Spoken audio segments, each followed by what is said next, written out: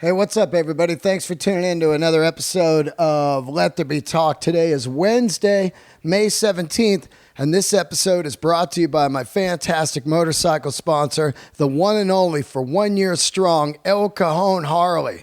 Do not miss out on a great Harley Davidson. Head to El Cajon Harley. Tell them I sent you. They sponsor this podcast, so definitely don't get your motorcycle anywhere else except from them. How cool are they to sponsor our comedy podcast? Those guys are rock and rollers. They love their work down there. They love motorcycles. They're not just your standard employees. These guys are two-wheel experts. Head in to El Cajon Harley. Maybe you need to get your bike serviced or get yourself some motor clothes like a new helmet or gloves or a leather jacket. And maybe you want to get a used bike. They got a ton of great used Harley Davidsons, and they can get you financed. Go see my boy Greg Riley at Harley Davidson of El Cajon. Fly into San Diego, get off the plane, or take a train, whatever. Amtrak goes right there. Greg will pick you up. Then you'll be on your two-wheel machine. They got the brand new touring Milwaukee 8 engines, and Sturgis is coming up. I'll tell you what, I've been to Sturgis 6 times, and I'll tell you, I will never forget each one of them. If you've never done it and always dreamed of going, maybe you just go there and rent a motorcycle from El Cajon or buy a used bike or a new bike, whatever. Get to Sturgis this year if it's your dream. El Cajon Harley. Follow them on Twitter, Instagram, and Facebook. And don't forget, they've got a fantastic ride coming up to Petco Park, where you can ride from El Cajon Harley to Petco Park and watch the Giants beat the Padres. That's right. The Giants will beat the Padres that day. Go Giants! El Cajon Harley.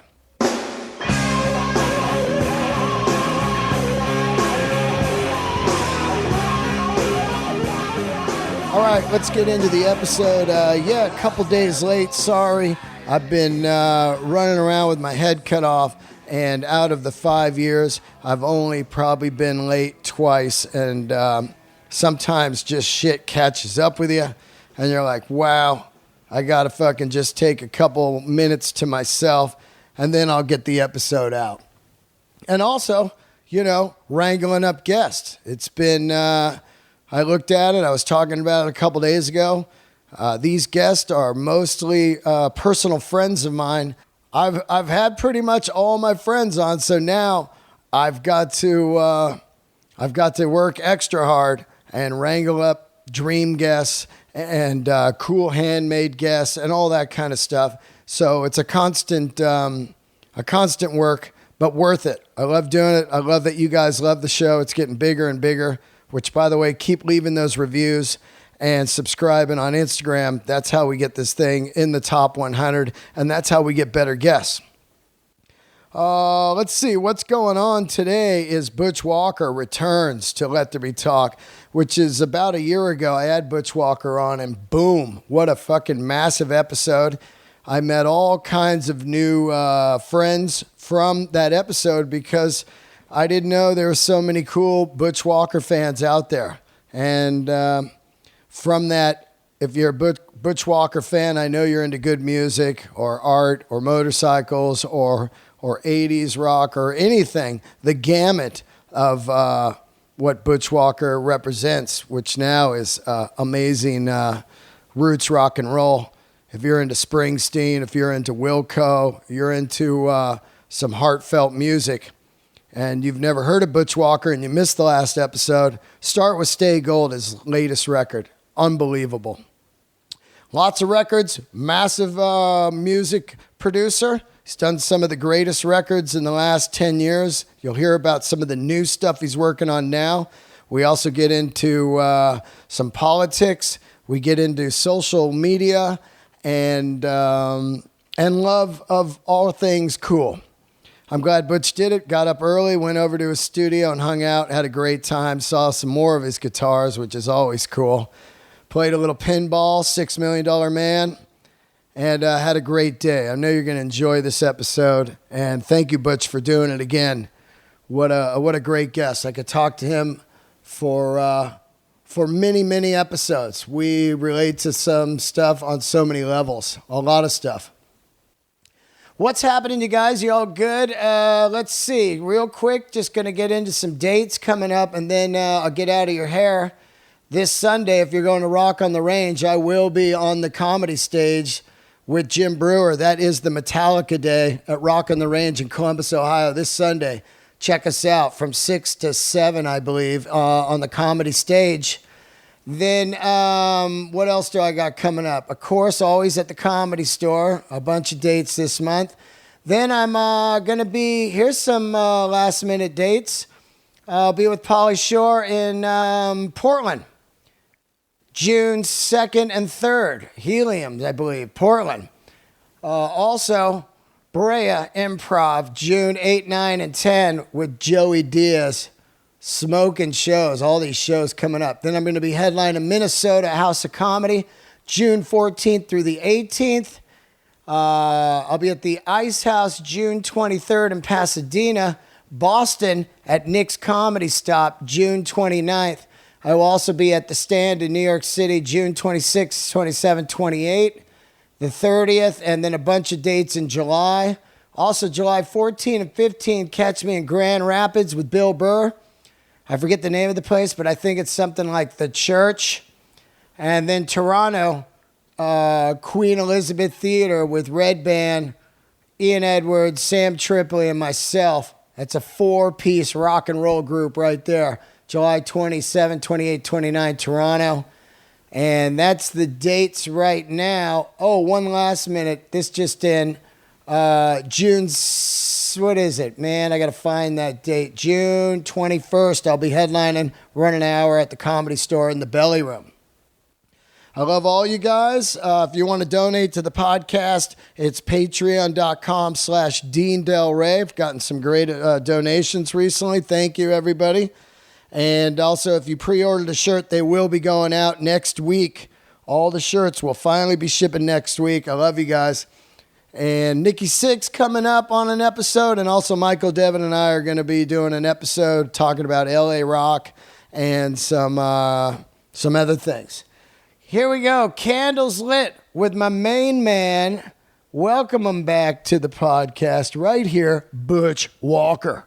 All right, here we are, another episode of Let There Be Talk. Great guest, the return of my man, Butch Walker. How are you, buddy? Hey, dude. Good, man. How are you? Oh, man, I am good. What a day today. It's beautiful out. We're here back at your studio. Every time I come here, I'm just like, oh, I need to live here, man.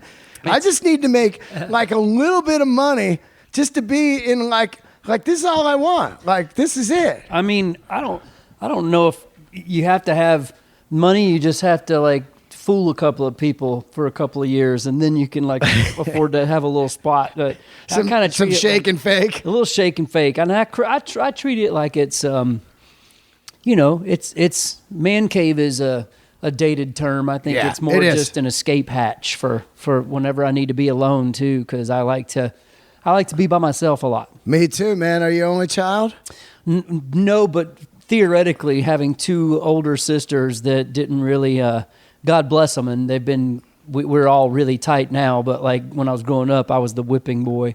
Yeah. They used to beat the shit out of me. Oh. But it was definitely fun to,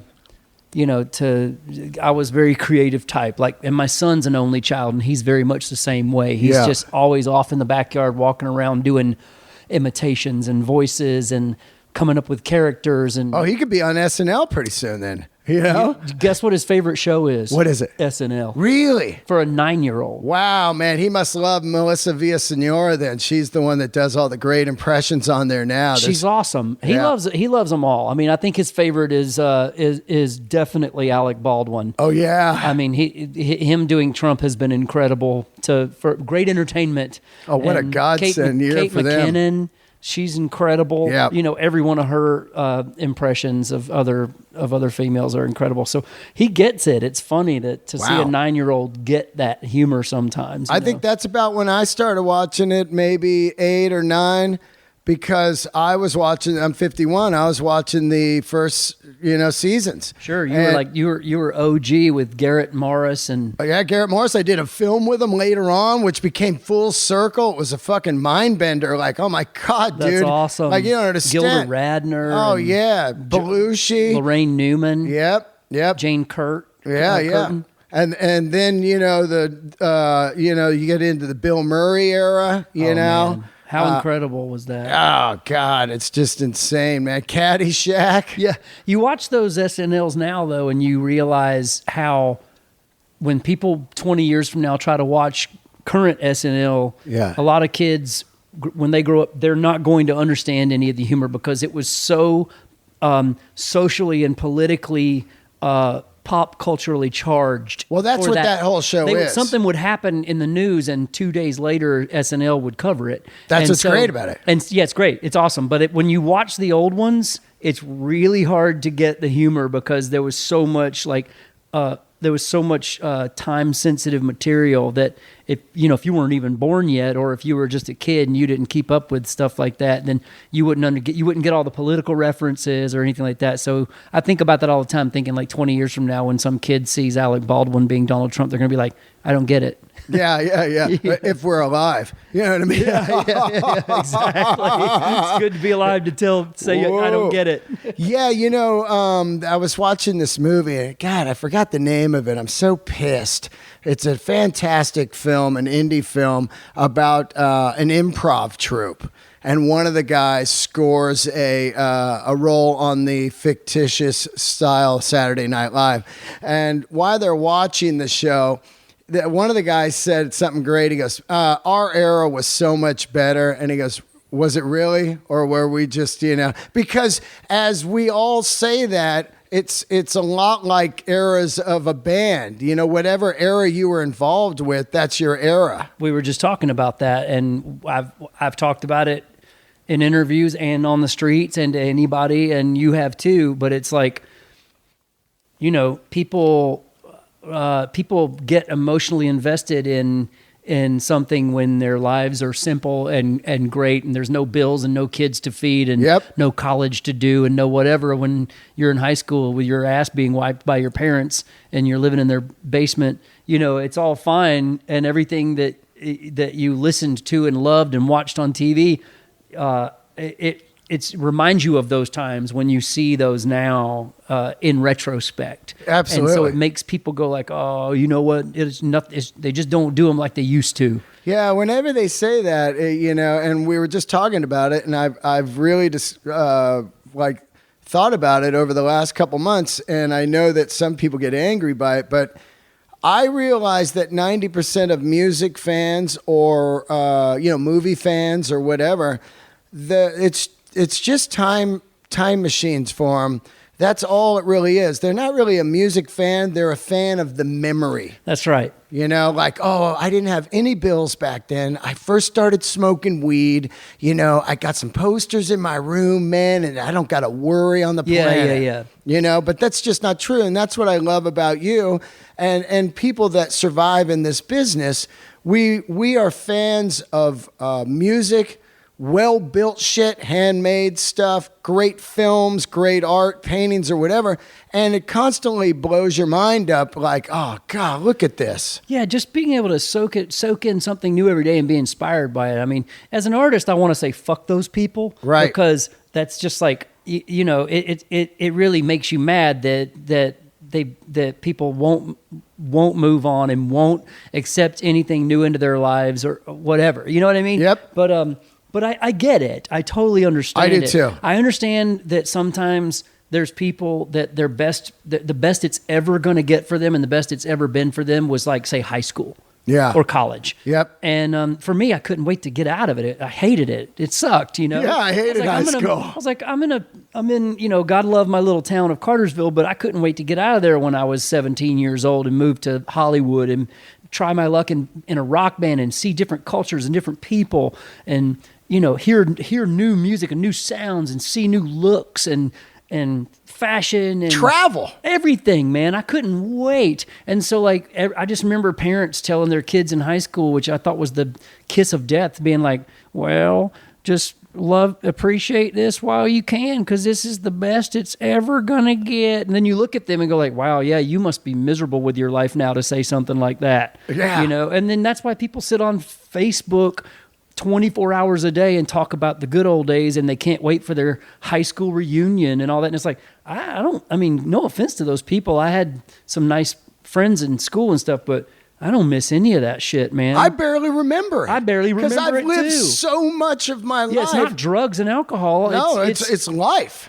It's life. I literally have, and I'm not just sitting here going like, oh, I'm so fabulous, but like me having the beauty and the blessing of being able to go out and tour the world, without money, you can do, by the way, this to everyone out there, you can do it broke. Oh my God. You can backpack the world. You can see the world. You don't have to spend, $1 million to do it. I didn't make a damn dime till my 30s in music. I just read this guy, he has a thing where you can see like 27 states for like $280 on Amtrak. And he's got the whole setup, man. And I was like, there's no excuses. I think, and it always comes down to the same thing: credit card debt. People get locked down in that, and then their life's over. That's right. It's really bottom line that, or it really fear. Is. Yeah, fear is the biggest thing. Yeah. Fear is the biggest thing, because especially if you were like, say, the popular kid in high school, and you like shit on the geeks and the nerds in school, and you had everything you wanted, the trophy, like cheerleader girlfriend, everything was great for you. And then after high school was over, you had to leave and go to, let's say, either a college where you were all of a sudden nothing. One of a million dudes just like you, or like you had to go get a job at a factory and be humbled right away. Yeah. And all of a sudden take authority from others. That's a way of life for a lot of people. That's a way of life for most people. But to be honest, that doesn't intrigue me or excite me, And I think a lot of people would think like, oh, I remember my dad, who died, my best friend, by the way. But we had a very tough time in my teen years, because I know that he came from a small town, kind of a small mind, small trajectory. You should do this and go to this and go to that. And he was basically a high school dropout. I mean, he barely got out of high school and joined the Navy. So he wasn't very scholastic or anything. So it's not like this guy had like I think he just thought that I was going to be a loser, basically, if I chose the arts. Yep. And I can't say enough how... Especially that whole Midwest world, man. Yeah. The arts, it just doesn't even, come about, It's funny because, you talk to people that are out there, they're like, my brother, he did this, so I went and did that. It's always that. It's always the follow, Eighth generation this. Yeah. And it's like, okay, fine. There's something cool about that. It's romantic, but... Yeah, and I always say we all can't be artists, but I do believe that, and I said it when I got ran over on my motorcycle as I was flying down the freeway, I was sitting there going, no regrets. No regrets. And I do believe also that if you really want to do something in life, especially these days, man, it's pretty brutal out there. You should go do it. That's right. Well, and I might have even said this on the last time, but I remember my dad always, he said to me one time, he said, I'd rather regret, not doing something. Does that sound, did I say that right? No, I'd rather regret doing something than not doing it is what I mean to say. I always get that confused. I'd rather make no money doing what I love than tons of money doing what I hate. That's right. Man, there's nothing worse than working. I worked at Harley Davidson and all of a sudden was making more money in my life than I ever made my whole life, selling motorcycles. Yep. And for a couple years, this is pretty good, And then I realized I was spending all that money trying to fill holes in my heart of like not being on stage anymore. Sure. You know what I mean? Like all of a sudden I got 9 motorcycles. Yeah. I've got a heavy high rent in some place I'm supposed to be loving, and just after a while you're like, Nah, I'm better off with nothing and doing what I love. Yeah, exactly. And I mean, that's when I was coming up playing, and I moved to LA to be in an original band. I had a lot of older musicians in the Atlanta area telling me I was crazy for going out there because there's no money in it, and there's a million guys on every street corner that can play better than you, and that's true. But you know, these were people that were playing Bon Jovi covers and cover bands because they could, or like, you know, whoever, like playing in an Aerosmith tribute band or something, which, by the way, that's great. I mean, I'm not saying that that's a bad thing. That's awesome. But I just didn't think I would be satisfied. I needed to know inside what was going to satisfy me, and I don't think I was going to be satisfied playing other people's songs, which is kind of a blessing and a curse now, because if I ever get up to jam with anybody, I don't know any covers. Yeah. I can only play like the first like 2 bars of any song ever written, but then I don't know the rest of it, you know? So I'm shitty at doing covers or sitting in with people, you know, to jam. I'm like, I don't know. I play my own songs my whole life. I don't know what to do. Yeah. Maybe that 1 or 2 covers you do on a tour. You know what I mean? Right. But yeah. Exactly. That had to be rehearsed. Yeah, exactly. Yeah. So, you know, it's funny you were talking about people sitting on Facebook. You're off social media now, and which is a very tough thing when you're a guy like you or I, when we don't have, you know, we've got to constantly toot our own horn, because there's not somebody out there doing it. I mean, you got your management that do some tweets and stuff for you, but why did you get off it? Well, I got off of it because, you know, this is a touchy subject for a lot of people, but I don't give a damn. It was the election, basically. Right. I am very outspoken about my politics. Yep. And I don't like the fact that any jackass randomly tells artists to shut up, stay in their lane, stick to what they know. You know what? Fuck you. Yeah. Because I'm a taxpayer. I pay a shitload of taxes. Yeah. I'm a parent. It affects us more than anyone. That's what I'm saying. An artist, healthcare is the number one fucking thing. Right. You know, you go to Canada, and they not only does the government fund the arts there, but they support them too with their healthcare. I'm just saying that, and I'm not sitting here like saying like, oh, I'm not a patriot of America. Yeah. That's not true. It's more just I have my opinions, and I've found that this was a platform a long time ago, social media, for me to voice those. And long before any election mattered as much as this last one did to me. Right. So I didn't like the fact, or appreciate the fact, that when this happened and all of a sudden we saw our country so polarized about this, because it was a big deal, that it would actually turn people away from artists that they like, because they can't handle, especially if they're on the other side. Yeah. They can't handle when you have an opinion about something like that or voicing it. They just want you to be a wind-up toy, a monkey that plays songs. Yep. Get on the stage and sing. You know, it happened with the Dixie Chicks before even social media existed. Remember that? And you know what?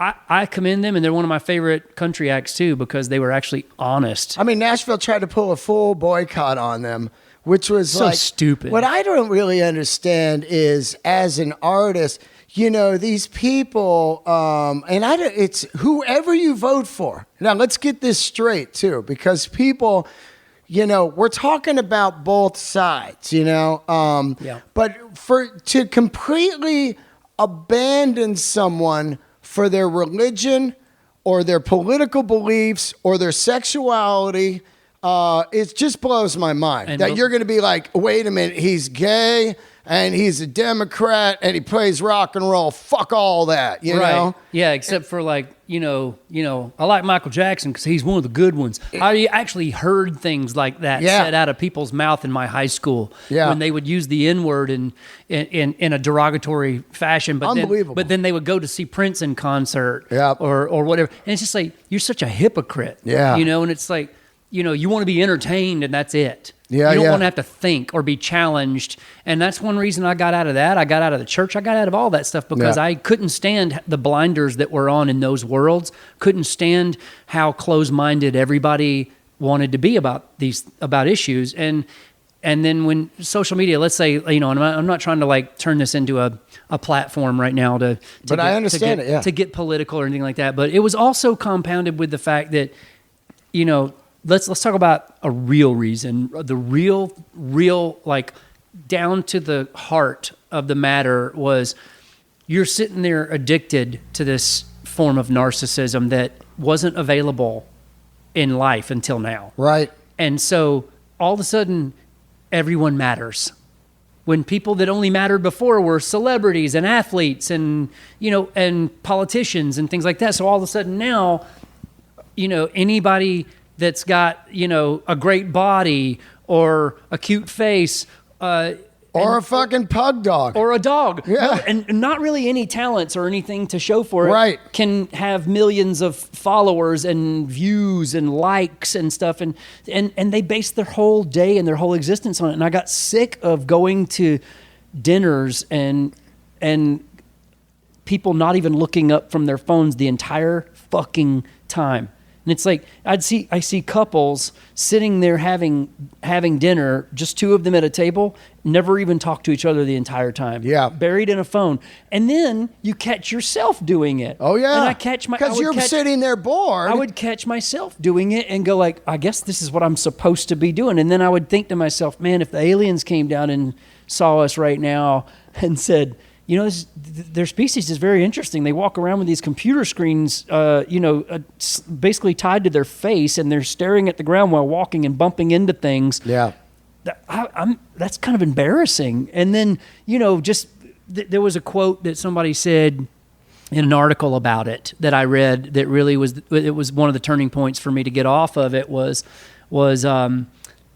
it said people are spending more time now trying to convince the world that they matter instead of doing something that matters. That's so true. And that's so fucking true. It is. That's crazy. I think the problem to me is it's just self-validation. I think the problem I have with it, which is a real bummer on a guy like your scale or mine, is you have to have it. Where the industry says, well, how many followers do they have? That's right. Which is fucking such a bummer because you want to be the organic artist. And I'm not kidding. I'm not fooling anybody. I have to have it. Of course, it's my only form of advertisement. That's what we're saying. We have to have my career. But you know, and I said this, you know, over and over and over. This podcast, and my comedy. If the word of mouth was as strong as it was in the '70s, you know.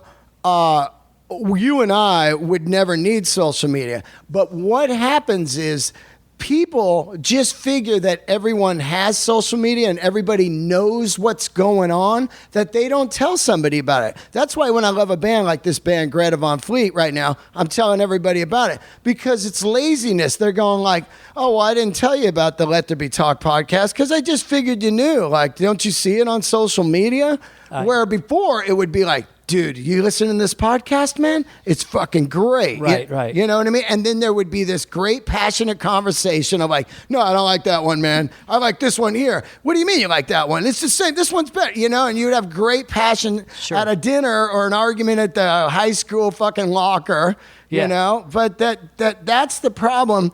Word of mouth doesn't exist anymore because of social media. People just figure you know. Right. And like I said, I don't want anybody to think I'm being self-righteous here. It is a necessary evil. It is. We need it.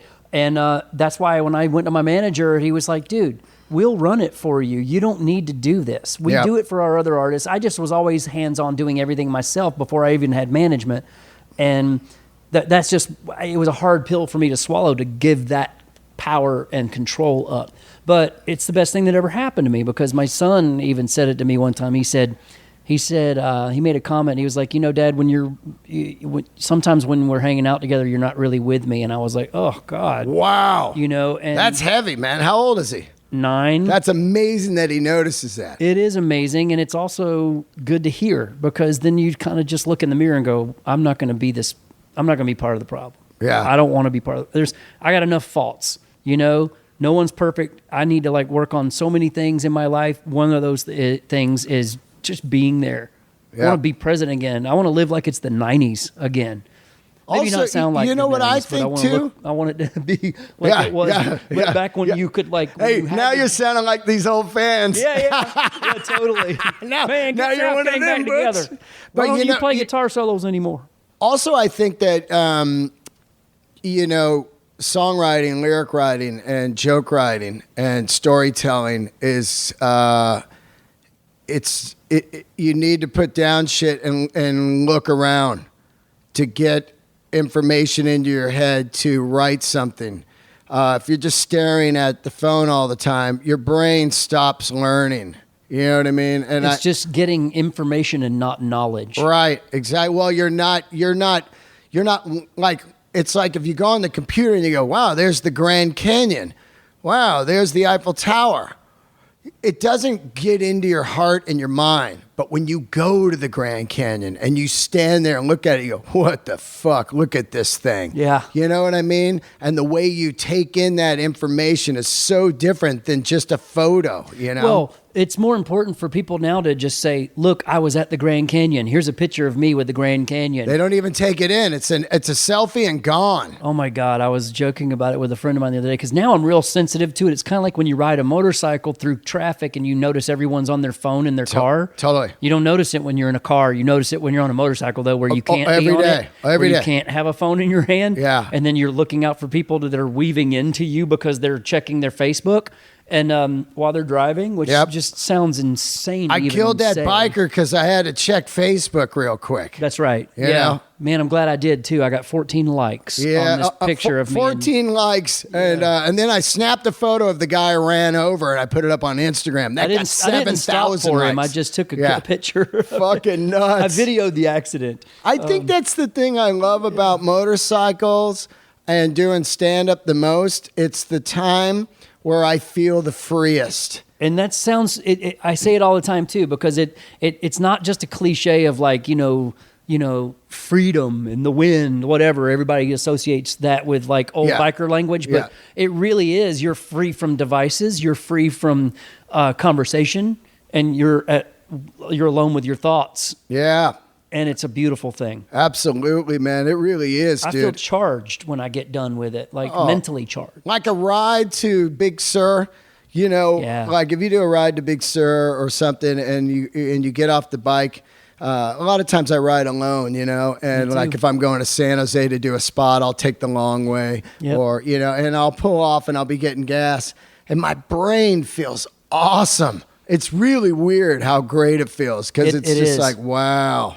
Well, and we can obviously move on from this, but just to talk about like the computer screens and the laptops and the phones being in front of your face all the time. I can remember just being a child of the 70s and 80s and then living 3/4 of my life without devices Me too. attached to my hip, which they always are. I mean, you've seen me 3 times already here have to respond to a text while we're doing this interview, which is very like hypocritical of me. But I'm just telling Todd not to walk in the door while we're doing the podcast. Yeah. But basically, it's there was a time when that stuff first came around, and I remember I got my first computer and the internet happened, and I remember getting sucked in for the first couple of times. Yep.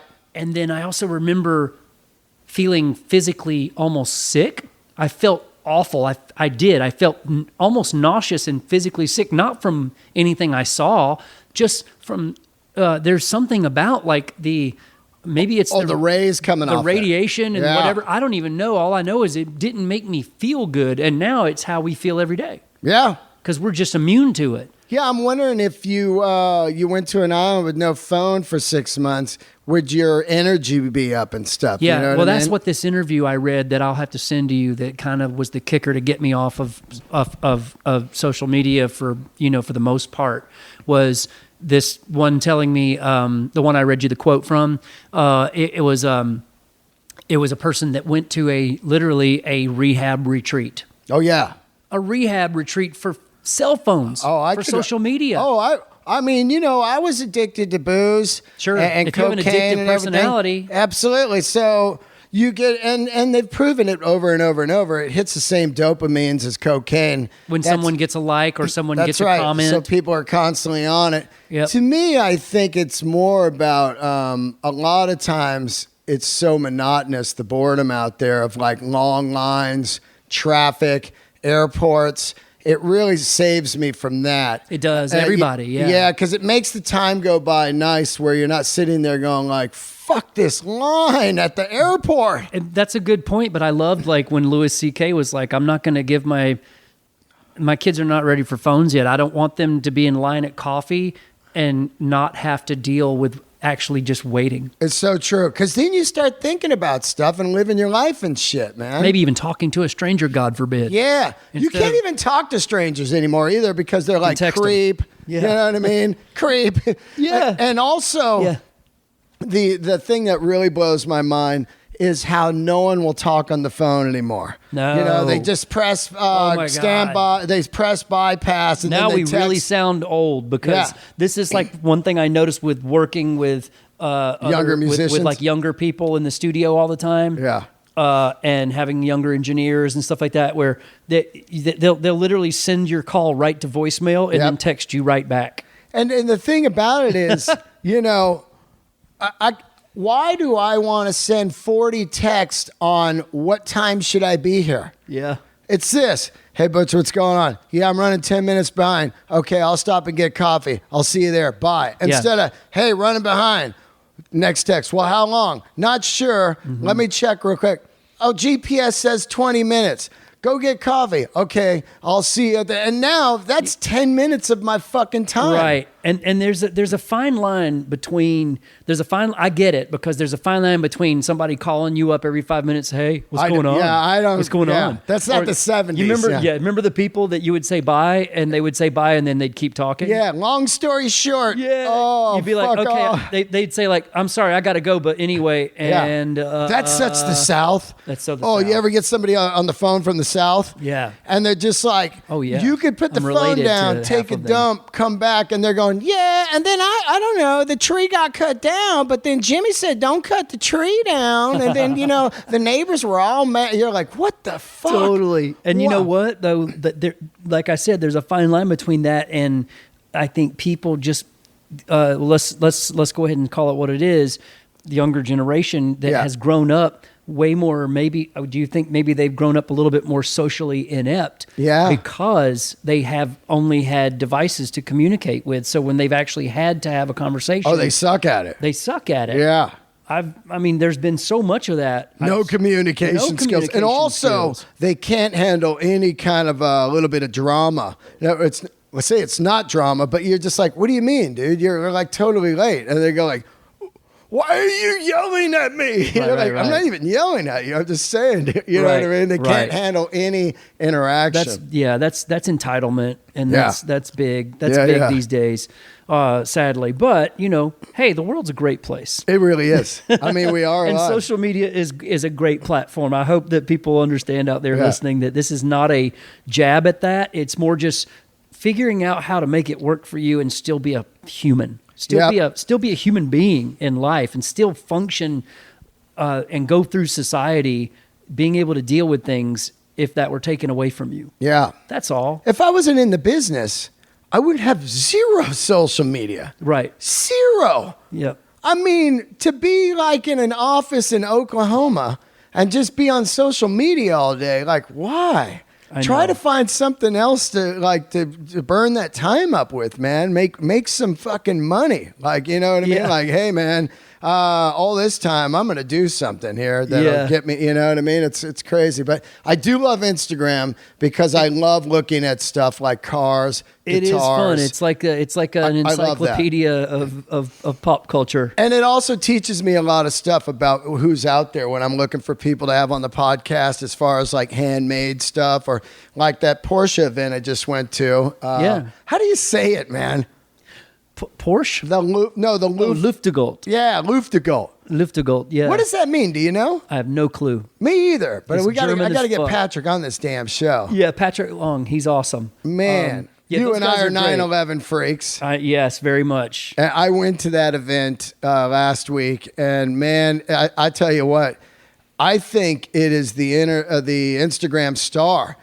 I mean, Yeah. everyone is tweeting about or Instagram about this event, man. The It's cars great. there. To Yeah. see all these cars in one spot was insane. It's overload if you're a car junkie, especially Europeans, European cars. I lost my mind last year going to it just because I'd always, since I was a kid, had a fetish for Porsches and always wanted one, and just for some reason never got one. And I think a lot of it was like my wife's always telling me, "Oh my God, don't get a Porsche," because keep it real, bro.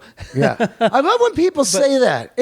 That's an interesting thing because we'll get into that because Well, it's a stereotype. It's It just really like is a people with a stereotype. Jaguar or people with a Corvette or Yeah. whatever. They think it comes with like this midlife crisis. Yeah. It comes with like compensating for something or whatever. But I don't. I kind of equate it to anything else where it's art. I'm the same way. It's fine Also, art.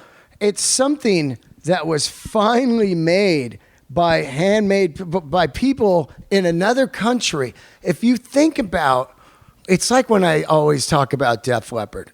When I went to where Def Leppard's from, right? Sheffield. And you walk around Sheffield and you go, how the fuck Did this these happen? 5 guys come out of this fucking place? Look, America's big. I can see the odds of you maybe making some noise in America as a band, but to be in a corner of a planet and to write some songs and to get a demo out and then to fucking start playing in London and then come over to America and become one of the biggest bands ever. It's the same with me with Porsche or anything Rolex. When you read the history of it, it's always one guy. And how the fuck, which Porsche just rolled off the 1 millionth 911 this week, the 1 millionth, Woo. And you think about one guy who was like, like the Rolex guy. When you read the history, he's just like, he's buying these timepieces back when people were using pocket watches and only women were wearing wrist watches. And then all of a sudden, he's buying these wristwatches that someone's making in Switzerland and then putting, his name on them. And then he goes, I'm going to make my own. And then it becomes Rolex or Porsche or fucking Ferrari. How do people relate that? I guess so many idiots own them, but you know what I mean? The point is, that kind of thing, yeah. These are pieces of fucking art. They're handmade machines, and if you're into great stuff like this 46 Knucklehead here, you understand history, art, and fabrication, and everything comes into one. It's like songwriting, you know? Yep. Also, after a while, you're like, okay, I've always wanted to. I always say if I didn't have any good taste, I would never leave the house. I wouldn't leave the couch. Right. You know what I mean? Because I would have no desire to try to, buy something. Like, Yep. man, my dream is to have a 911. Yep. Well, if you don't have any dreams, Then why get off the couch? Why get off the couch? Hell yeah, man. I mean, I bought that $6 million Man Bally pinball machine from the 70s with the first money I ever made from a royalty check from making music back like 20 years ago, and was like, and I still have it, and I'm very proud of it, and I love it. But like, yeah, man, I mean, fuck it. I made my way. I worked hard. I worked really hard. Yeah. It didn't come easy or cheap or free for me. So like, I went out and bought an 84 911 SC, Porsche, and I love it because I appreciate its craftsmanship, and I drive it almost every day, and it's fun, and it's fun for me. Yeah, it's like, I think that people really love the hero when they're broke. Bruce Springsteen's one of the only guys. Bruce, let's say AC/DC. There's bands out there that I think that people still think Bruce might have to work at a factory next week. Right. You know what I mean? Right, because he's kept such a humble character his whole career. Also, you don't see a lot of photos of his car collection. Say a Jay Leno with 7,000 cars. People are like, He's in a different one every week, guy. yeah. Yeah, whatever. But with Bruce, the Ramones, AC/DC, if you guys are listening right now, I hate to break it to you, but that's a $1 billion industry. Oh, AC/DC. yeah, without a doubt. $1 billion. If you don't think so, you're out of your mind. The second biggest selling record of all time.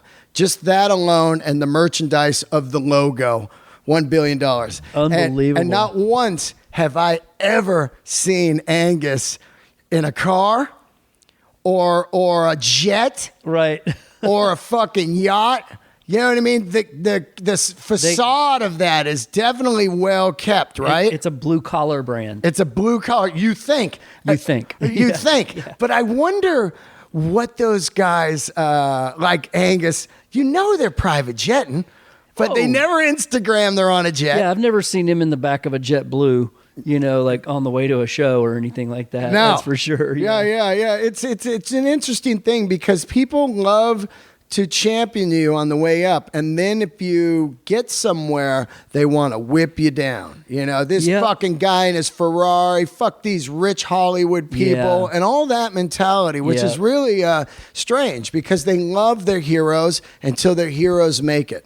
Yeah, it's a really fascinating walk of life to see that happen to somebody that, you see examples of it so many times, and it's where the comeback comes from.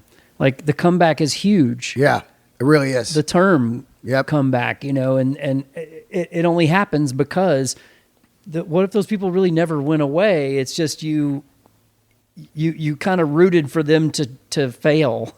Yeah. After they succeeded, and then, oh man, I need them to come back because I need to know that they're destructible just like I am. They hit rock bottom. I'm part of that. I made them hit rock bottom because I stopped fucking stealing their music. Oh man, it's such a crazy world we live in. Where I'll tell you one of the craziest things, and I'm trying to work it into a bit right now. But I was at a show recently, and the guy said, "Can you believe the fucking ticket price here? $250 to see these guys? $250? I mean, what the fuck? When I was going to shows, it was $8." And I said, "Dude, you think that $250 is for this concert?" And he goes, "What do you mean?" I go, "It's for everyone in here that stole the last 4 records, that bought the bootleg T-shirt in the parking lot, that fucking, you know what I mean? Right. They're getting you for the 4 records you stole. Right. You thought you stole those records, but no. Now you've paid $30 a piece for the records." Right. And then a couple bootleg T-shirts, and then the, and now the concert. That's an all-in package. Right. Because of what happened to the industry. Right. Some compensation. Some compensation, man. And people don't get that. And I realized it as I was like, well, yeah, it's $250, but when was the last time you bought a record? Right, when minimum wage was like $1 an hour. Yeah. That I can understand when concert tickets and album prices and things like that were. I remember when they used to be $4.99. Yeah, that's right. Well, that's minimum wage. That's when you bought them. Minimum wage was half of. And also, that's now. when you bought records. So $4.99, $4.99, $4.99, $4.99. You know what I mean? Yeah. But now, when they're $20 or $10.99, $9.99 on iTunes, and no one buys it, now you're going to pay at the concert because that band needs to make money somehow to survive. Right. You know what I mean? So next time you're stealing a record, just buy it instead, and the ticket might be $25. Right. Yeah, exactly. It's such the truth. It is true. It is true. And I hope that it does. I hope it evens out a little bit for everybody. But I mean, we're in a different world now. We're in the digital age, and that's not going to just go away. That's not going to change. It's not going to change until a meteor or whatever. I mean, we're in it. We have to deal with the consequences, and we have to figure out how to adapt and move through life with this the way it is now. Well, you just were out on tour. The last time I had you, Stay Gold was coming out in a couple weeks, and then you went out on a full tour of the record. And what was that like? Because you've been doing this like we say on a blue collar term of going out and touring. Did you come home in the red, or because you go out with a band and it's tough as fuck, right? It is tough, and that's a great question to follow up our last conversation because, the one thing I've never done as an artist, let's make it completely clear that, I've gotten, let's call it financially stable for the first time in my life over the last several years by my producer exactly job. which is a great job. No producing, there would be no more Butch Walker tours. Well, no, they would exist, but not with a band though. Solo. Yeah, I would probably be in a Corolla driving around by myself in a van, or driving around with an acoustic guitar, which I've done before, and it'll probably happen again. And that's the best way to actually look at your career and look at life, is that at any given time, are you willing to still do it if you have to do it that way? That's dead on right. That's dead on right. And you're absolutely, so right, I would, and I've had to. Through the years, I've had some. This is an ebb and flow,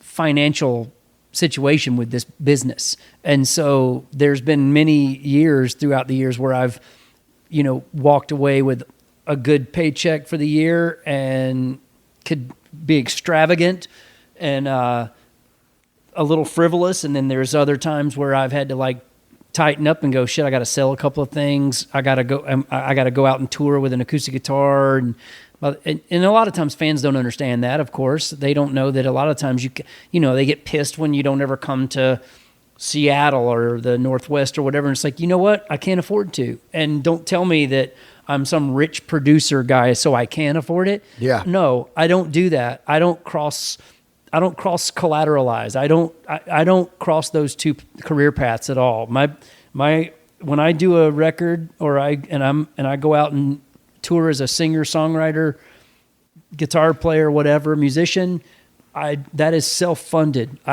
If the minute it ends up costing me money out of my own pocket, I won't do it. But if it means I have to do it tight, then I will do it tight, because I still love doing it. But I'm not going to go out and have a band and a light show and pay a bus driver and a bus, which people multi-hotels. People have no idea how expensive a week it is to go out that way. It is it's thousands and thousands and thousands of dollars. The bus is $5,000 a week. That's right. That's a given. That's just the bus. Not including the driver, not including the maintenance, not including the gas, the hotels for the drivers, not including any of that. Yeah. So it is very expensive to do it that way, but yet again, I'm not complaining, because I've gotten to, over the 25, 30 years of touring, I've gotten to get back in the van and do it. I've gotten to get on the bus. I've gotten to get back in the van and do it for no money. So I appreciate it when I do have a good year and I do get to tour it that way. Yeah. So that being said, the last tour was great because the album was it seemed very positively accepted. Great record. Thank you. But like the fans loved it. They bought the concert tickets. Most of the venues were sold out, and it was some of the biggest places I've gotten to headline to date in my life. Even when I had songs on the radio back in my my radio band days. And that's pretty great considering it's an independently released album every time I do one, and there's no radio and there's no support that way. It's word of mouth. Yep. And word of social media. Word of social media is the new term. And believe me, it was posted every night, social media, and still will be for tours. But it was great because people really reacted well to it. I took out my band, who are amazing. We had a great crew. All the shows were amazing. I got to play songs spanning 20 years, and it felt really good to do it and come home and actually, if it breaks even when I go out and do that, then I'm doing good. That's great. Yeah. So when I travel like that and it's to that capacity, it's nice to come home with a little bit of money in my pocket from it and say that it still matters, I guess. Because, this day and age, man, a lot of people in my position just give it up and go, nah, I'll just make records for other people because that's where the steady paycheck is. Yeah. Or I'll just go be a touring guitarist for an arena act or something and, play in the wings and make a paycheck. And that's good, too, for whoever can do that, bless them, But I'm just lucky, I guess, that people still care, and I like to think it's because I still care. When I do a record, I take it very personally. Yeah, absolutely. I really care. When I make one of my own records, I don't want to just phone it in. You're not going to please everybody. It's so much work to make a record too. I couldn't imagine phoning one in. Like I tell people, like, you know, to go do a record, man, it's almost impossible to phone one in because you're just like, oh God, I got to go there every night and, you know, leave my house and then, you know, sit down and get some arrangements and write some lyrics and have other guys at the studio. Once you get there, you better mean it, man. Or else you do. And especially when you've got other things on your plate that could be like, you know, I have to put my producing career on hold whenever that happens. And you're turning down calls from really great artists that want to work with you and to help them make their records. And you got to say, I can't right now because I'm going off to do my own thing. Yeah. And that doesn't compute with a lot of people, especially the industry people. They're like, oh, really? You still do that? Why do you do that? Yeah, yeah. They're like, you're on the other side too. Don't you see how bad that is? Yeah. I do. And that's the truth. You do live and learn on it helps you, I think, when you do the side that's, let's say the producer-writer side for other people, it helps you as an artist maintain a little bit of perspective, I think, because you can easily lose that sight and that perspective if you're just an artist. I know I did in my early years before the blessing of having a side career as a producer came along. Yep. So it's pretty nice to be able to go out and do it and it still matter. It's interesting to see a young band come in. And do you sit there like I do? I think about it a lot. I've never done anything for money or anything, but I do like to think that I'm working my ass off for longevity in the business. It's not about money. I always tell people about that. You don't understand. It's not about money. It's about being able to do the thing year after year after year. It's the marathon, not the sprint. That's it. So when a young band comes in, like right now you're working with the Struts, do you look at them and think, are young bands delusional? Do they still think there could be some a next big Metallica or U2? Or do they just do it now and think, this is what I do now in life, and later I'll get something else? Well, it's like you said a minute ago when we were talking about it, you just sit on the couch if you didn't have dreams. And so I love hearing an artist come into the studio when I'm working on their record and they've just got this massive plan for world domination. Yeah. Which is cool. And it's great because you don't want to be the salty old dude that's you don't want to be that guy that's like, oh, I remember my first record deal. Yeah, you know, because Christopherson and Stars Born. Oh, yeah. You know, totally. You give it a get out now. You know? Oh, man. On a side note, I just played a show with him. Oh, what? I play this charity every year for Matthew McConaughey that he does in Austin that is awesome. And I got to play with Christopherson. Oh, does he play anything from that? Like, watch closely now. You know, he did the big ones like Sunday Morning Coming Down. Yeah, Bobby McGee. Help Me Make It Through the Night. Yeah. And it was awesome, but like I literally walked up to him beside him, and he's kind of hanging in there, but it's tough now for him. He's older, and so I remember walking up to him, and I was like, man, that was amazing.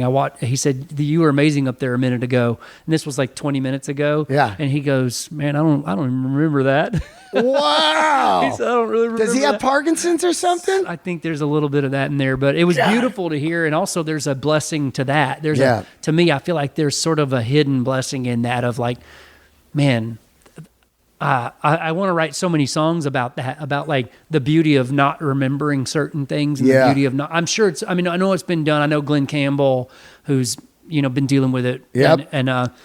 But like going back to the question you asked, which was, it's really awesome to have an artist come in and have those just giant, almost unrealistic expectations. Yeah. And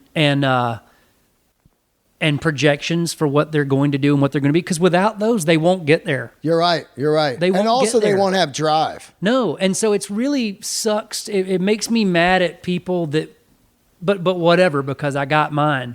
But like people when I was younger were telling me the same shit. And they're like, man, you don't need to move to LA. You ain't never going to make it out there. There's too many people that are too good. Yeah. When I started comedy at 44, I remember I went on a road trip with two kind of salty, seasoned comics. And, I had a great set.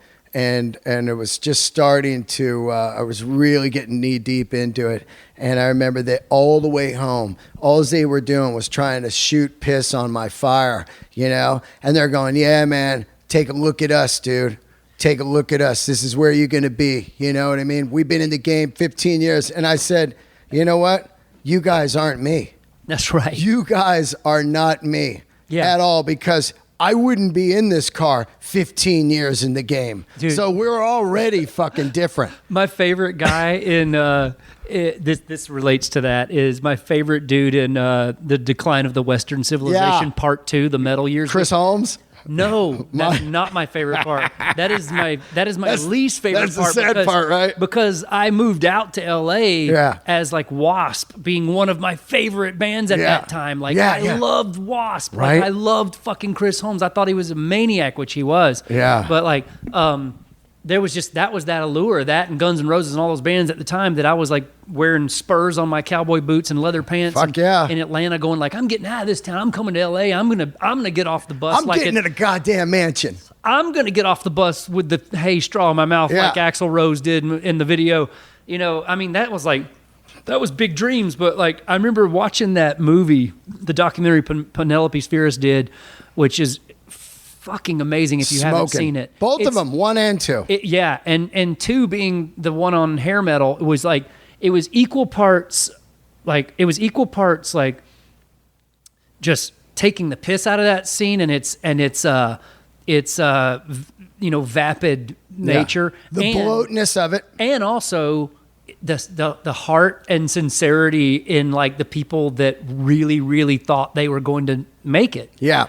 And my favorite dude is the guy with the hair that's like the black hair on one side and the white hair on the other, I think it was. And the Michael Schenker hairdo. Yeah, the flying V hairdo. It might not even be him. It might be the other guy. Right. But that when they interview these kids that were just like no-name dudes on the Sunset Strip in unsigned hair metal bands at the time, and she's like, "What are you going to do if you don't make it?" And he goes, "Oh, I'm going to make it." Oh, I love that part. And then she goes, "Well, no, but what if you don't?" And he goes, "No, you don't understand. I'm going to make it." I love that. And then he doesn't, because we would know now. Oh, yeah. But like, well, he's selling toner over in the valley. He's definitely selling toner, and I've been there.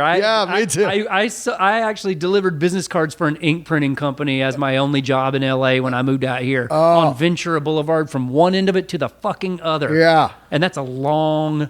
That's a long fucking boulevard, and that's a boulevard, as Green Day would say. Ventura Boulevard is definitely the boulevard of broken dreams, not Sunset. Not even Sunset. Because Sunset, if you're on that side of the hill, you're still somehow in the game. We thought bands made it that hadn't even been signed yet because they lived in Hollywood. Absolutely. They lived on Sunset Boulevard. They could afford an apartment because probably they had a stripper girlfriend that paid for it, or most of them were drug dealers. Yeah. But like we had to live in the valley. Yeah. You know, which valley's rad, but like it's awesome. But like I love the fact that like that was the epitome of that movie to me, was like that spirit and that drive.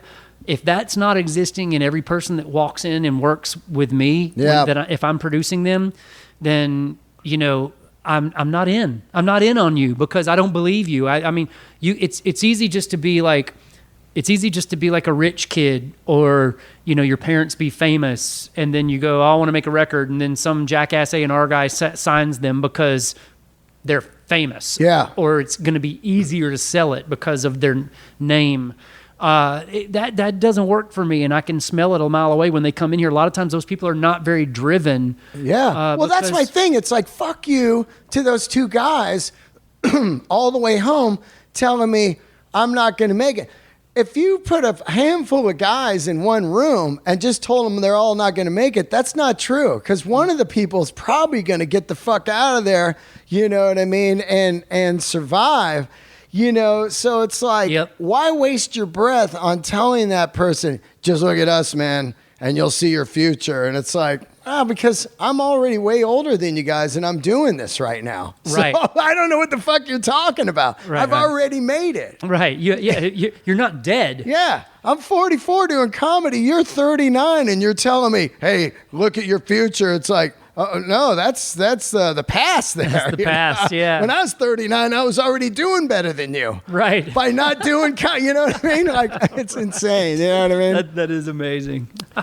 Now, what are you up to? Now you're working on on some new records. I'm working on a couple of records for people right now because this has just been a great year for work, for people coming to me to make records, which is great. I like having an excuse like that to keep me from making my own music. And right now that's been doing it because. And who are they you work with?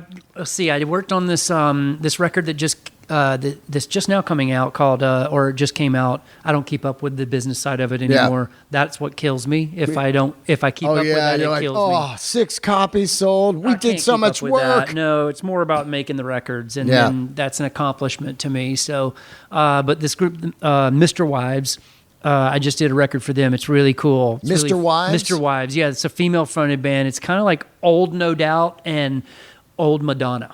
And are they a new band? They're a new band, yeah. And where are they from? They're really young. They're from Brooklyn. Oh, badass. And they're really... Brooklyn is so fire right now. Oh, man. And they're great, these kids. They just were out on tour opening for Panic at the Disco on their arena tour, who I've done a couple of records for as well.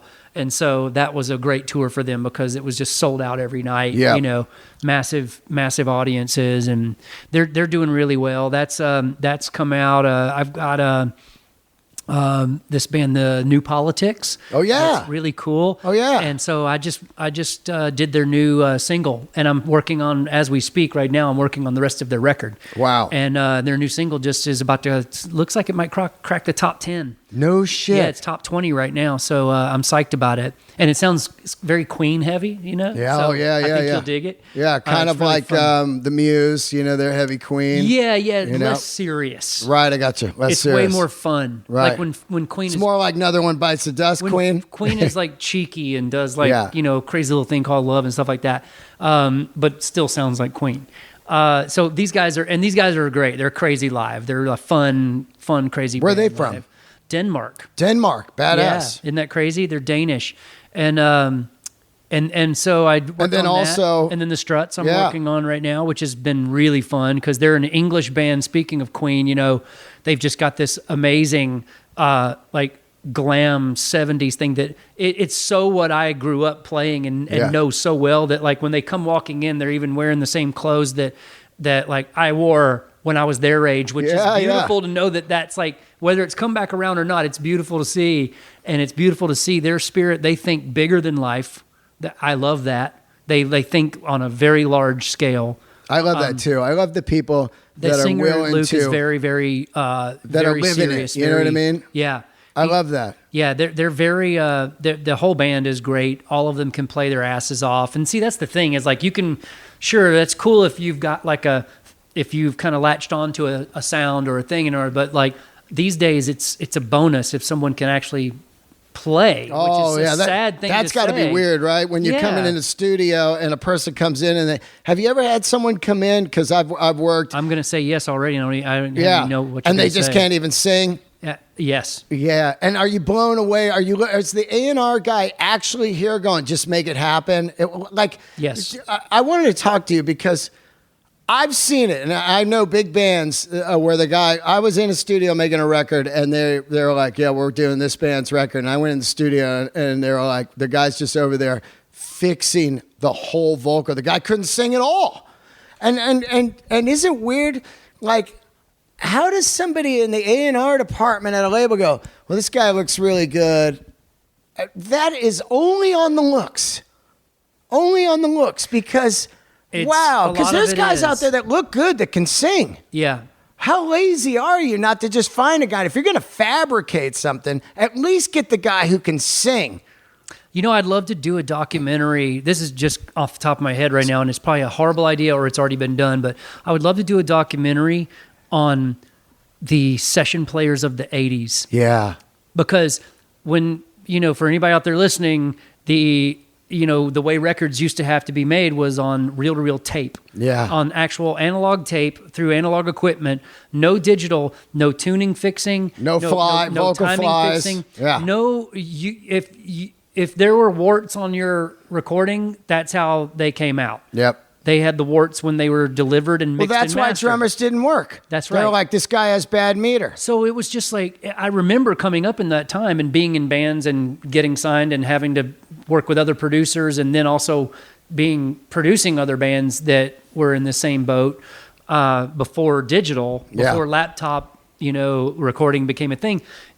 It was very, very, you had to be really good. And that's why records took 6 months to make back then. Def Leppard could make Hysteria in 3 weeks now. Yeah, you're right. Because the guy would just 7,000 triple track, not play the guitar, play the guitar, play the guitar, play the guitar. Now, bands, people don't understand. The guy comes in, he's like, I love you, baby. Okay, I'm going to go see my girl, just fix that. And they just sing for like 30 minutes. Yeah, and they just, and they're ready to leave. It's crazy. Yeah, and that was the way it was making records back in the day, where you had to bring in session guys, which were the heroes, unsung heroes of our time. Yeah. The drummers, the bass players, the stunt vocalists. Oh, even. The fucking the guy in the background. I still remember this guy. What was his name? Tommy something Thunderberg. Yeah, that was the name. Wow. Tommy Thunderberg, and he was the guy I remember back in the '80s that basically all the producers would have come in to sing all of the backing vocals, because nobody in the bands when they couldn't sing, or even sometimes to carry the difficult lead parts. Yeah, wow. Or reinforce, let's call it. Yeah. We call that a double. Yeah, reinforcement. Vocal reinforcement. I remember Eric Martin was doing that for bands. He sure was. Mr. Big. Yeah. And he was doing backing vocals for Y&T and totally. And all those guys back in the day. And then you had the drummers that were getting paid to play on all those records, and the guitar players like Lukather and and I mean the list goes on. And then that bass player. What was his name? There was dudes that did every session. There's 3 drummers where I lived, and they were always doing. One of them became the drummer for Third Eye Blind, but he was like the guy that played with everyone. Yeah, he's real good. Yeah, so it's crazy. These guys would be out there and just do sessions. I remember guys would be like, "I got to go to LA and play on 9 records." I know, and that doesn't exist. That doesn't exist anymore because of. The producer can fix it on the computer. You're the fucking drummer and the fucking backing singer now and everything with the computer. Yeah, you can do it. And it's and so it's a whole different place and time now for making records. So I always tell people that, and I think it's important as a up and coming musician that or like an aspiring producer or whatever. As stupid as this sounds, and kind of archaic, find a working 4-track recorder. Yeah. On eBay. Yeah. Either Fostex, Tascam. Either cassette if you really want to be old school and have fun. I love those. Oh, I love mine. I did a whole record. I saw it. It was in there, Yeah, I did a whole a record called Cassette Backs. Yeah. And that's it was outtakes and B-sides and stuff, and I did it all on the 4-track. They also make hard disk ones that don't have any editing capabilities. It's just a 4-track. Learn how to record on that first. Don't get I hate to say it because GarageBand rules and it's really convenient and really fun. And actually learn that too, because you need to learn it. You need to know how to do digital these days. I learned GarageBand for the sake of this podcast. It would not exist unless I learned. Right. And to learn, and people go, well, I don't really understand how to do that.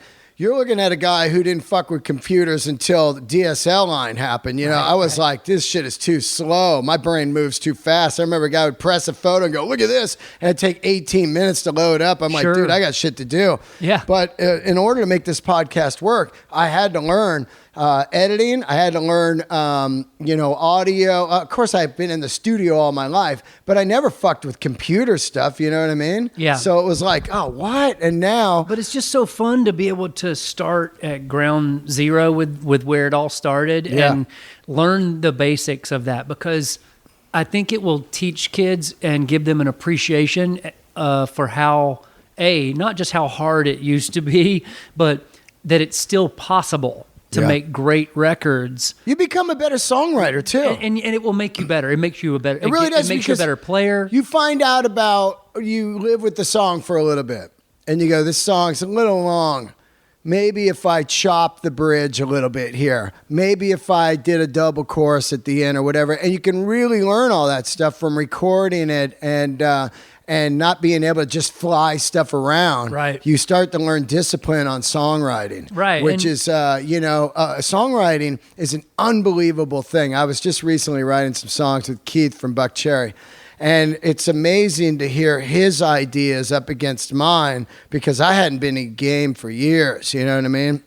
He's like, well, actually now they wouldn't even go. You know, if you listen to country songs, there's no more pre-chorus anymore. Right, you know, chorus, yeah. It just comes straight on the verse. The verse is very short, and then it's like, I've got a pickup coming down. You know what I mean? Totally. And it's all about ADD listening, man. It's really weird. Get to the fucking hook, get to the meat right away, grab them, and carry on. Yeah, the preview, like on the song preview on iTunes, kind of ruined it for everybody when you could you only listen to like the first 30 seconds of every song. That's pretty much how people listen to music now. They listen to 30 seconds of a song. I remember being such an old man when DJ culture started really, really getting popular, especially in LA. And this is not I'm not talking real DJs. I'm talking playlist DJs. Yeah, the button pressers. Yeah, and so it was funny to me to go to one of their sets. Not even go to a set. I'd just be I would be at some stupid club and there would be a DJ.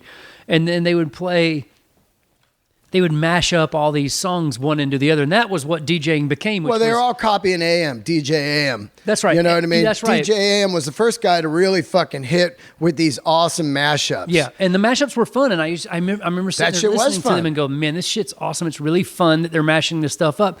But what bothered me about it as being an old man, from an old man perspective, was I was like, fuck, man, they're only playing 20 seconds of this song, and I want to hear the whole song because I love this song. It's so cocaine. It's so cocaine. It's basically, it's all the high of cocaine without going to score it or robbing to get the money. You know what I mean? It's cocaine coming out of the speakers. That's all it is. It's just, boom, you're high. Boom, you're high. Here it is. It's Teen Spirit mixed with Pour Some Sugar on Me. You're like, whoa, 2 fucking massive hits. You know what I mean? Right. Of course it's going to be great. It's all the fucking meat of every song. Yeah. Did you ever hear that Girl Talk guy? No. Girl Talk was he put out a couple of records. The record he put out was, and I say put out a couple of records, but it was all mashups. So the clearance must have been insane to have to deal with that. But it was basically just one 45-minute mashup that just went from one song to the next. Art form in itself. Plus he did it on a really piece of shit PC computer that was basically put together with duct tape, and I thought that was pretty fun that he my did boy that, Dweezil, I liked how he did mashups where he did them live. Cool. With the fucking band in the late 80s, early 90s, they did 101 songs as one song. See that was, and they played that shit live with Scott Tunis and Josh Freese. Oh yeah, and I mean, and they got it down to if a song had black in it, the word black, so it'd be and the sky turned back in black. Totally. I mean, they fucking had the shit down. That's early mashup live. I know, and that's incredible. And I never forgot that. No, I remember the first time I went to their rehearsal over in the Valley at Frank's Garage. And Scott Tunis is like, yeah, we do this thing, 101 songs. You already just had me at Frank's Garage. Oh, yeah, right? And to hear them do this, it was just, I'd never seen a band do it ever in my fucking life. And you'll never see it again because it's so intricate and crazy to learn. Did you see that last Frank Zappa documentary, Eat That Question? I'm dying to fucking see that. You have to see it. I know, because I tell everybody to watch it. I've been dying to see. I went to go see it at the theater and I missed it on the day at Sunset 5. No, you just go rent it on iTunes or whatever, buy it. I bought it because I'll still watch it, and by the end of it I'm always crying. It's not that it's tragic or sad. It's tragic and sad. We lost him to cancer. Yeah. At a relatively young age. Totally. But it's tragic and sad to have lost one of the greatest minds in music. Yep. And people don't know that. And I was a late bloomer on him. I mean, when whatever, when I was in high school and Valley Girl came out or whatever, it was cute. But he would say the same thing.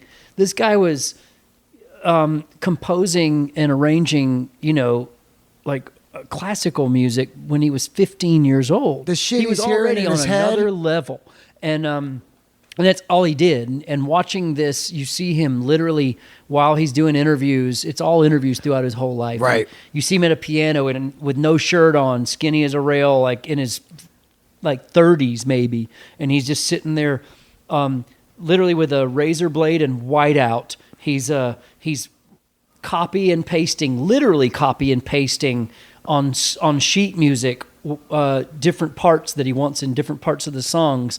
That was before computers, Yeah. And he's just sitting there doing that while talking to this interviewer and not missing a beat. And he would there would be no pause for a question for an answer whenever he was asked a question, and it would be it's just the most profound shit coming out of his mouth and his brain. Guy's epic, man. And it'll really, really inspire you if you watch it, I think. Especially, you don't have to love the music. And it's not about that, yeah. Acquired taste for It's like I say about the Bob Weir film. If you don't like the Dead, it doesn't matter. It doesn't matter. That film is epic. And that goes back to what I'm always saying again, of just ground zero of these geniuses of, guys that just think about Grateful Dead, just the timing of them having, they're in the Haight-Ashbury. It's cheap to live there. They got a whole house. This fucking scene starts happening. Acid comes into the game and the whole world changes. Same with Zappa, though. He created music no one was playing. He popularized, jazz in rock and roll. Absolutely. And I always wondered why when I was a kid, he would always be on the cover of Hit Parader and Cream magazine and Circus and Guitar Player magazine. I'm like, who's this guy? I don't know any of his music. Yeah, this guy's not on the radio, when you're growing up. Right, and he would be the first one to be like, I'm on the radio? That's really weird. Yeah, He didn't care about that. No. But it really is incredible. 54 records or something he made. Yeah, and it's hard to keep up with them. You can put one on at night and listen in headphones, and it'll just be like, whoa, man. Yeah. For a guy that did not do drugs. Yeah, no drugs. No drugs allowed. No drugs allowed. And that was what was crazy, is this was drug music to everybody I knew. Yeah. Everybody was like, oh, that hippie drug music. And I'm like... That's what Dweezil said on my podcast. I said, how did you not ever do drugs? Because you grew up in the 80s, and we were way into them, everybody was doing drugs, cocaine and stuff. And he goes, I remember once I was at my dad's concert, and, we were on the side of the stage, and his dad was like, look at these fucking people out here, man. They're all on drugs. They're just losers. You know what I mean? Basically, if you want to do them, feel free to do them. But look at those people. Yeah. You know what I mean? And then Dweezil's like, oh, yeah, I don't want to be one of those fucking people. Fuck that. You know what I mean? We're talking about his own fans, He had the most amazing... he had the most amazing mind where he would just... he would say, he would go off on things about, and I always loved his weird conspirator brain too about the government. I love that. Oh man, it's so great to watch because all of it makes perfect sense. Yep. I mean, everything he says is when he starts talking about how, we're capped at what our mental capacity is by the government and by the school systems, because you look at these kids that already have that are already in Harvard from India when they're 10. Well, they don't want any smart people. No. In America. Right. That's why the schools are shitty and everything, because if they get smart, they'll be like, hey, fuck, you guys are out of here. Oh, yeah. You money people. You know what I mean? Yeah. It's why the internet's so big, because it's all geared around advertising. And man, even though a lot of it is, I frown a lot on the fact that now kids only know a lot of information and not knowledge because of the internet and things like that. I still am happy that it's nice to see a little progress there. Whereas when I was their age, we were not as near as We only had the we newspaper. were not near as smart. Whatever they were telling us in the newspaper. That's right. Or your parents would tell you. Right. You didn't have fucking a goddamn globe and a machine. You know what I mean? Yeah, like, totally. holy shit, man. I mean, know. the only shit I knew, like, would be the neighbor's dad, you know, he's like working on his car and he'd spit some yarn at you and you'd be like, oh, all right. You know what I mean? And then the other neighbor's dad would have like records and you learned from him about music and it was a very simple and slow way of learning, but like it'll eventually get you to where you are now, but then now it's just people are just my son is doing science in his third grade class that I can't even explain. Yeah. I don't even know how to help him with it. I'm like, I feel like a fucking idiot. Yeah. You're just like, hey, here's a C chord. Yeah.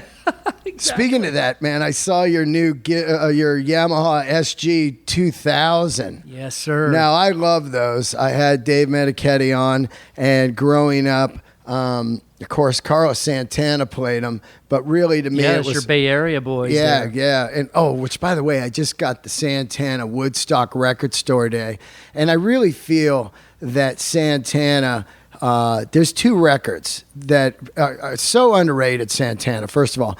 But if you get this Woodstock record and then the other one live at the Fillmore and listen to this fucking guy, I'm telling you, Santana is one of the baddest fucking guys of all time. Abraxas. Unbelievable. And Amigos. Like Abraxas was like my mom, when I was young, my guitar teacher, who was this just incredible... he was a Berkeley grad, right? And he loved Santana, like old Santana. And people out there only know Santana as smooth. God, it kills me. And it's like no. This guy, like, he was a monster on the scene in the 60s and 70s, and spawned a little band called Journey. Yeah. Yeah, Greg Raleigh his and entire fucking Neil band. Sean. He had Neil Sean when he was 15 years old on guitar with playing all afro. Full fro. Right. Was it Michael Shreve on drums? Shreves. And then he had... which later on, HSAS. Oh, we could go deep on that. Pete Townsend. Oh. He was also Pete Townsend's guy during the Give Blood... wow. What was that album called?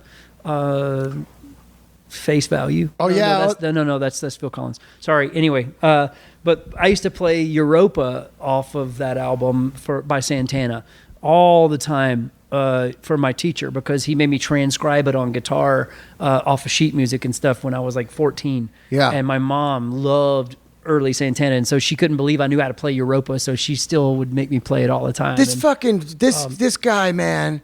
Yeah. I mean, when you listen to Santana live at the Fillmore, man, and you just go like, oh, wow, man. I mean, you know how he gets to play Woodstock because the guy's putting Woodstock on, basically asked Bill Graham to help. And then he goes, I'll help, but you got to put my guys on Santana. No one had heard of Santana until that fucking day. They were so on fire. Oh, and the word is he took acid. He didn't think he was on for hours. This is what I heard. Right. Somebody told me. I don't know if it's true, but Jerry Garcia was like, here, take some of this. And then they knock on the door. You're on in like 20 minutes. So he said the guitar was like snakes. He's like, I remember reading that. Yeah, he's like, I don't even know how I was playing. It's just the neck was like a snake, but oh my God. And Greg Raleigh, dude. And those early Journey records. He sang Black Magic Woman. Yeah. I recently got the first 3 early Journey records on vinyl, and these things are fucking smoking masterpieces. They're Journey really, next. really great. Oh my God. Yeah. I mean, same thing. People they're late to the party and they think. Don't stop believing. They think Journey's only like separate ways, which I'm okay with that. Yep. But even further back, Infinity Records. Infinity. One of the best records ever come out amazing. of the year. And that's when Steve Perry was a guest vocalist. Yeah, he just joined. He was just a guest vocalist on the album. Well, that's the killer of it. Out of my life, into my way, and then he comes in, oh, on a soft Saturday night. Like, can you feel it? Oh, they're like, feeling that way. That shit is crusher. It's 2 vocals. The guitar, and you can see where Neil Sean's guitar playing was adapted a lot by Santana's groove. Yeah. Like a lot of that melody, a lot of that sustain, a lot of that, like that, just the tone and the feel it all came from, I feel like, from him playing with Santana for years. I believe it, because it's just that kind of that Hispanic Mission District, those like Carlos's band conga was so grooves and insane. everything. A lot of people would like castrate me for this, but like they were like, a lot of people were they were Team Grateful Dead then, but not me. I was Team early Santana. Like, right. That was, I just think the music to me was so interesting. It was and plus just with all of the, with all of the polyrhythms and counterrhythms of all the Latin infusion in it. Forget it. Like, that stuff is insane. Fuck. Like, I get the tradition and I get the culture of the Grateful Dead, but I was way more interested in the guys that were shredding. And this was a different kind of shredding. Oh, it really is. A way different kind of shredding than the Dead did. Oh, yeah. Well, it has muscle, but not like heavy metal muscle. Yeah, exactly. It wasn't testosterone driven. It's groove muscle. Machismo or anything, machismo or whatever they say. It's not like that at all. It was like very, very mental. Yeah. Mental muscle, And all SG Junior, P90s. Totally. You know. And the first Yamaha SG1 or SG2. Yeah. Which was a dope guitar. So back to your guitar, you got one. And I talked to Dave Manichetti. He had the SG3000, which was the super, super deluxe one. It was black with the crazy abalone binding. With the mother of pearl binding and everything. All that shit. Beautiful. Those guitars are so expensive. They're like $5,000 on eBay now if you find them. That's nuts. And you scored one for like $600. I paid like $600 or $700 and for it. It's beautiful. Yeah, and I got it on eBay and it needed work, so I had my guys at Yamaha like go through it and make it beautiful. But kept it all original intact, and it's just it's a beast. God, it's killer, man. And like you said, you and I said, you don't need a Les Paul if you own one of these. And these are, if you're a guitar freak out there, these are the hidden gems, man. This and the early G&L Strat, the first year of the G&L Strat, I think is fantastic. Yep, the candy apple red one. Yeah, the Telly, yeah. But these Yamaha SG 3000s, 2000s are just smoking. Neck through the body, no bolt-on neck, none of that bullshit. Looks like an SG on steroids. Right, which is why they had to, in the States, sell them as SBG. SBG. Because of Gibson would always come after everybody for their patents and stuff, so they couldn't call it an SG 2000. Yeah. So, but they sold them in Japan as SG 2000s and 3000s. So they kept the SG name when they sold them only locally, domestically in Japan. But when Japan imported for sale over in the States, they had to change the name to SBG. Now, how's the tone on that? Is it straight Les Paul? It's a monster. Yeah. It's a monster, but it's coil tap, so it sounds like a Strat too, which is wild. So no shit. Yeah, for anybody out there listening, it means it's you can split the pickup coils in half by flipping a switch. Came stock like that? And it would make the sound more thin and fun and kind of spanky sounding. And they came stock like that. They all had that. Wow. Mm-hmm. That's so great, man. It's a great guitar. They're loudest pickups ever in those things. What are the pickups? I can't remember what they called those things. Japan, were they Yamaha pickups? Japan always had funny names for all their pickups. It's probably something called like the, Dinosaur 2. Yeah. Right. T-Rex, humble, Godzilla humbucker. Yeah. But I mean, it's super. Yeah. It's a beautiful, beautiful handcrafted piece of art. I mean, this guitar, that's a thing, man. That's when Les Pauls had kind of started going downhill. In the 70s, they were just weighed like 800 pounds. They were 3-4 pieces of wood. A lot of times they were just like, they're just not happening. And then these guys come out with this fine handmade. It's even got the cut in on the back, so it sits up on you good. Yeah. And the neck radius is insane, and the inlays are over the top. They were really going for it. Yeah, fastest necks ever, and just all body, like tons of meat and body in the sound. Well, I know we got to wrap it up, but before we do, you and I have been talking clip speakers lately. Oh, yeah. Yeah. Yeah. The Cornwalls. Oh man, those are so good. Yeah, right. I love all their I mean, they're classic speakers. It's funny because I wasn't really thinking about it till recently. I had Hero Jr. come to a show, a band. You'd love this band, Hero Jr. They're old school, out there doing it in a van and just playing rock to the people. You know what I mean? Like, awesome. I just love it. And we met up in Denver. It just happened they were playing the next day, so they came to my show.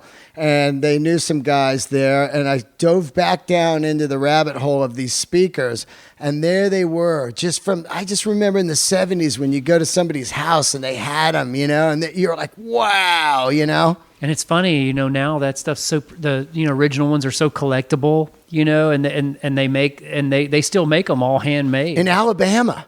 Yeah, is it Arkansas? Arkansas, yeah, that's it, Arkansas. I know, it's crazy. Yeah, they got the 70th anniversaries out right now, and you look at them, you go, wow, 70 years that speaker came out like totally. that. Yeah, that's amazing. That with a Macintosh or Marantz set up, and it's just like your Fleetwood Mac never sounded so good. I know, right? And they look beautiful. They look amazing. Like, I think it's Australian walnut with these amazing grills. Yeah, it's beautiful. That's when, like we said, craftsmanship. Yep. You know? That's it, man. That's what it all comes down to. I know. Well, I can't wait to hear yours when you get them. Oh yeah. You got to come over to the house, man. I would love that. I mean, it's still not set up. I've been there 15 months. It's just a couch and records. I'll cruise over on one of my bikes and you got to do it, man. We'll go get lunch or something. What do you got coming up? Anything?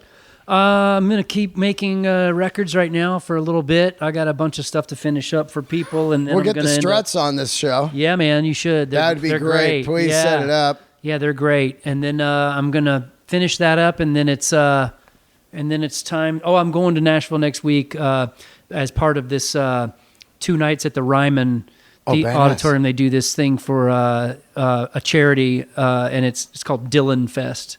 Oh yeah.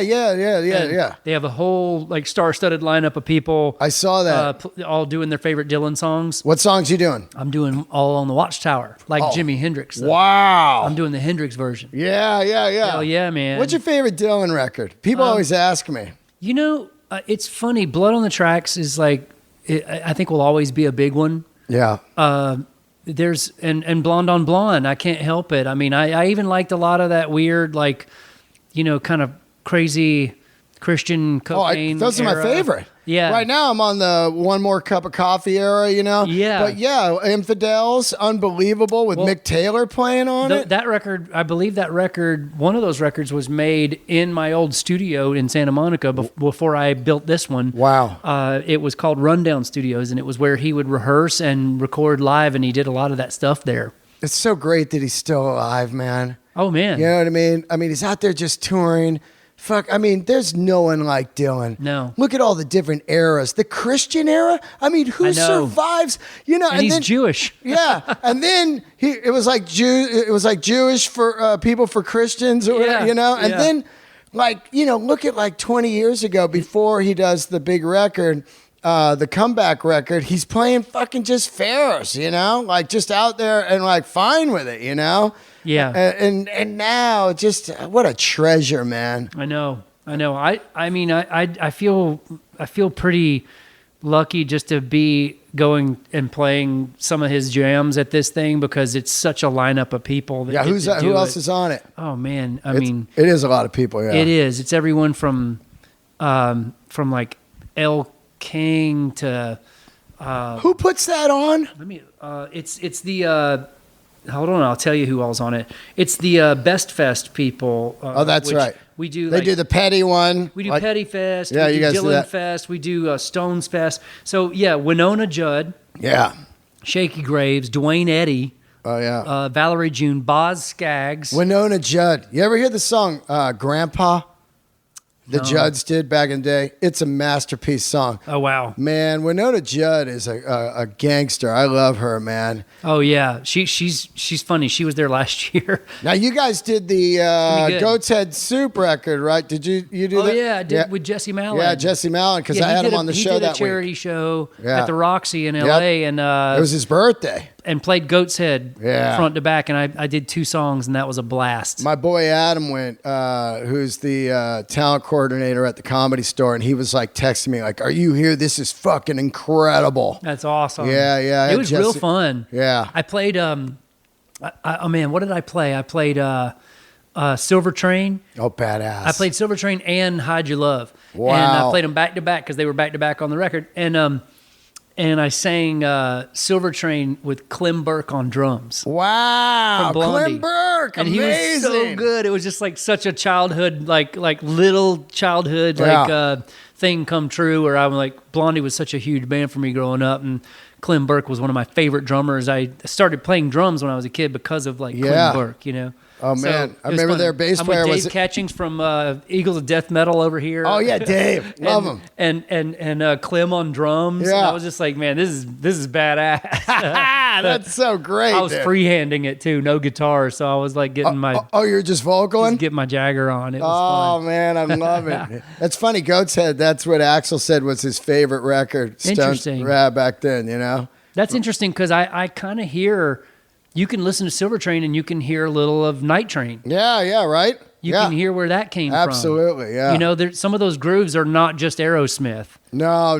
Because that record's really deep in Aerosmith territory in 70s Aerosmith. Totally. Like Rock's era and, Oh, man. and Toys in the Attic. But Toys in the Attic is the blueprint of GNR. Rats in the Cellar, too. Oh, yeah, right? You know, but those records, I mean, you can hear the Stones equally in that, you know. Yeah, absolutely. There's a couple of them I felt like.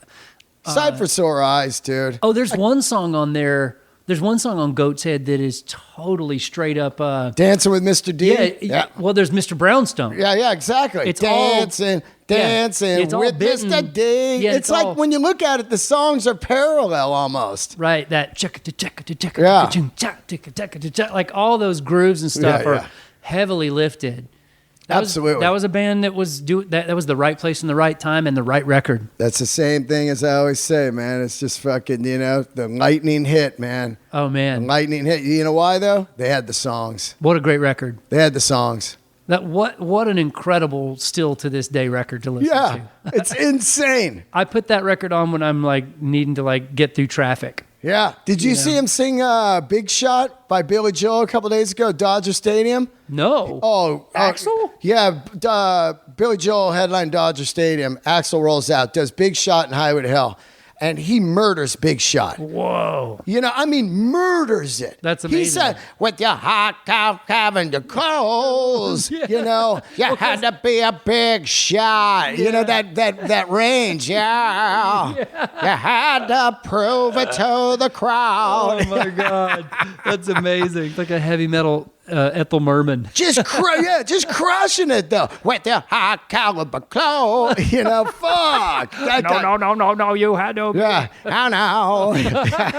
That's so good. Thanks, dude, man, for doing the show. That was a blast. Great. Man. And we got to go ride, Yeah. We rode last time, but I haven't seen you in a fucking year. I know. You went on tour and shit, but let's do it. Let's definitely do it, man. I'm around. All right. Thank you, man, for doing the show. Thanks, guys, for tuning in and get Butch's last record, man. That's still rocking at Stay Gold. You guys will enjoy that. And don't forget to subscribe to this podcast and leave a review on iTunes. That's how we keep it in the top 100.